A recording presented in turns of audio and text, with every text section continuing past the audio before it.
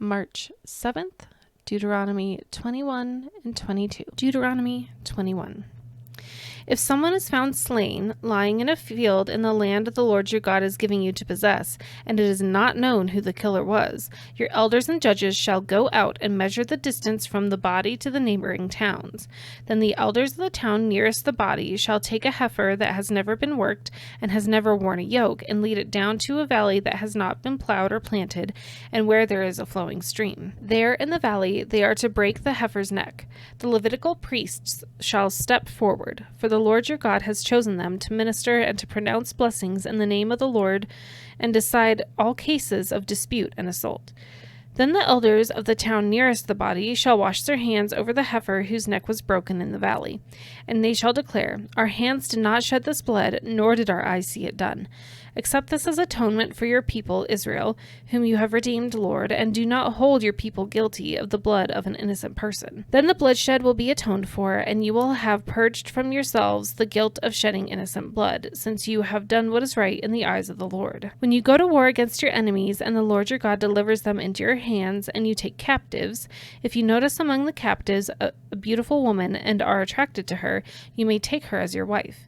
Bring her into your home and have her shave her head, trim her nails, and put aside the clothes she was wearing when captured. After she has lived in your house and mourned her father and mother for a full month, then you may go to her and be her husband, and she shall be your wife. If you are not pleased with her, let her go wherever she wishes. You must not sell her or treat her as a slave, since you have dishonored her. If a man has 2 wives, and he loves one but not the other, and both bear him sons, but the firstborn is the son of the wife he does not love, when he wills his property to his sons, he must not give the rights of the firstborn to the son of the wife he loves in preference to his actual firstborn, the son of the wife he does not love.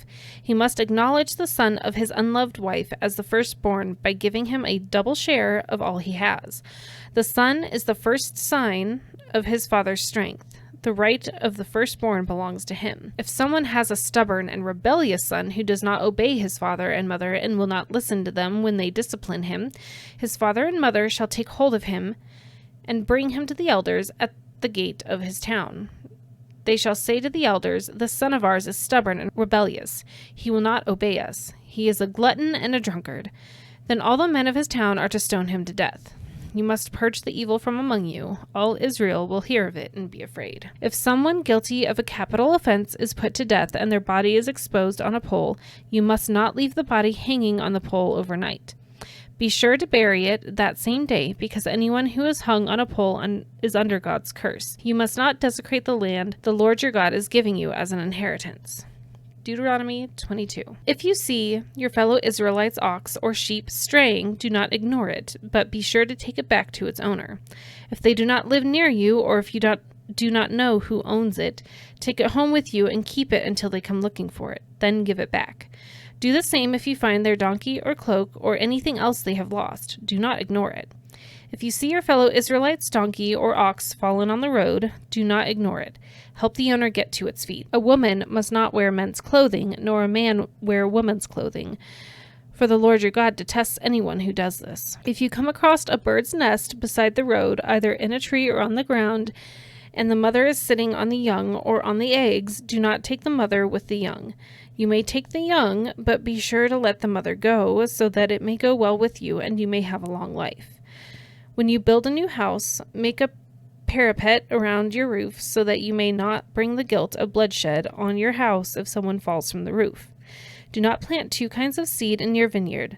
If you do, not only the crops you plant, but also the fruit of the vineyard will be defiled. Do not plow with an ox and a donkey yoked together. Do not wear clothes of wool and linen woven together. Make tassels on the 4 corners of the cloak you wear. If a man takes a wife, and after sleeping with her dislikes her and slanders her and gives her a bad name, saying, I married this woman, but when I approached her I did not find proof of her virginity, then the young woman's father and mother shall bring to the town elders at the gate proof that she was a virgin.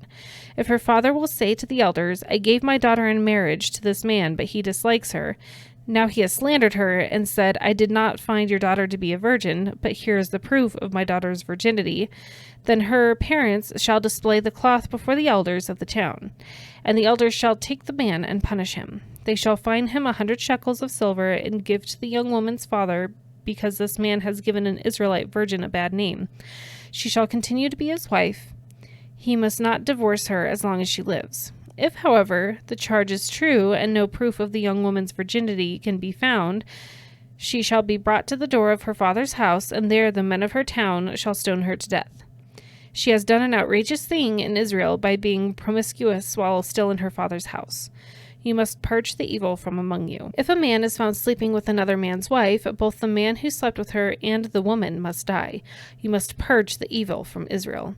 If a man happens to meet in a town a virgin pledged to be married, and he sleeps with her, you shall take both of them to the gate of that town and stone them to death. The young woman, because she was in a town and did not scream for help, and the man, because he violated another man's wife. You must purge the evil from among you. But if out in the country a man happens to meet a young woman pledged to be married and rapes her, only the man who has done this shall die. Do nothing with the woman. She has committed no sin deserving death. This case is like that of someone who attacks and murders a neighbor. For the man found the young woman out in the country, and though the betrothed woman screamed, there was no one to rescue her. If a man happens to meet a virgin who is not pledged to be married and rapes her, and they are discovered, he shall pay her father 50 shekels of silver. He must marry the young woman, for he has violated her. He can never divorce her as long as he lives. A man is not to marry his father's wife. He must not dishonor his father's bed.